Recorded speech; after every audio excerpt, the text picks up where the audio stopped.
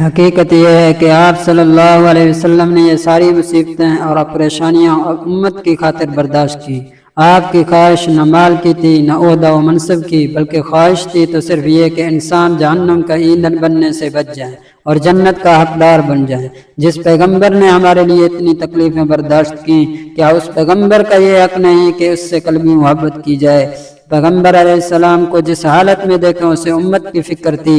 رات کے خلوتوں میں امت کی فکر، دن کی جلوتوں میں امت کی فکر، مکہ اور مدینہ میں امت کی فکر، بدر و احد میں امت کی فکر، صحت و تندرستی کی حالت میں امت کی فکر، بڑھاپے اور بیماری میں امت کی فکر، فرش پر ہیں تو امت کی فکر، معراج پر ہیں تو امت کی فکر، دنیا سے جانے کے بعد بھی امت کا فکر۔ قیامت کے ہولناک منظر میں جب حضرت آدم علیہ السلام صفی اللہ نفسی نفسی کہہ رہے ہوں گے، ابراہیم خلیل اللہ نفسی نفسی کہہ رہے ہوں گے، موسیٰ کلیم اللہ نفسی نفسی کہہ رہے ہوں گے، عیسیٰ روح اللہ نفسی نفسی کہہ رہے ہوں گے، آقا دو جہاں سردار کون و مکان شفیع المذنبین امتی امتی کہہ رہے ہوں گے۔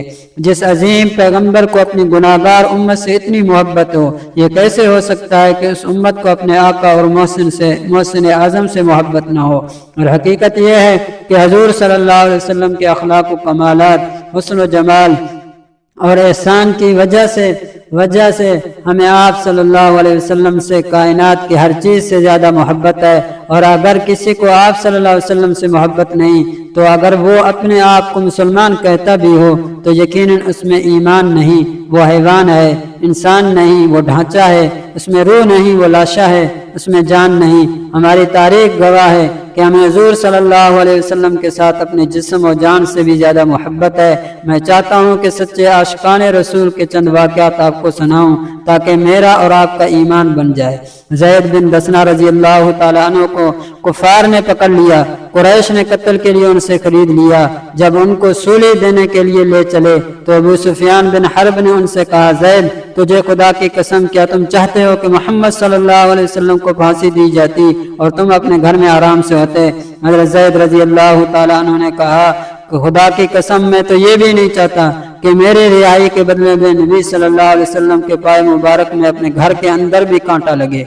ابو سفیان حیران ہو گیا اور یوں کہا کہ میں نے تو کسی کو بھی نہ دیکھا جو دوسرے شخص سے ایسی محبت رکھتا ہو جیسے اصحاب محمد صلی اللہ علیہ وسلم کو حضرت محمد صلی اللہ علیہ وسلم سے ہے۔ جنگ احد کا ذکر ہے۔ ایک عورت کا بیٹا، بھائی، شوہر قتل ہو گئے تھے۔ وہ مدینہ سے نکل کر میدان جنگ میں آئی۔ اس نے پوچھا کہ نبی صلی اللہ علیہ وسلم کیسے ہیں؟ لوگوں نے کہا الحمدللہ، وہ خیریت سے ہیں جیسا کہ تو چاہتی ہے۔ بولی مجھے دکھا دو، حضور صلی اللہ علیہ وسلم کو دیکھ لوں۔ جب اس کی نگاہ چہرہ مبارک پر پڑی تو وہ جوش سے دل سے بول اٹھی، اب تو ہر مصیبت کی برداشت آسان ہے۔ کسی نے اس کا ترجمہ یوں کیا، میں بھی اور باپ بھی، شوہر بھی، برادر بھی فدا، اے شاہ دین تیرے ہوتے ہوئے کیا چیز ہے ہم۔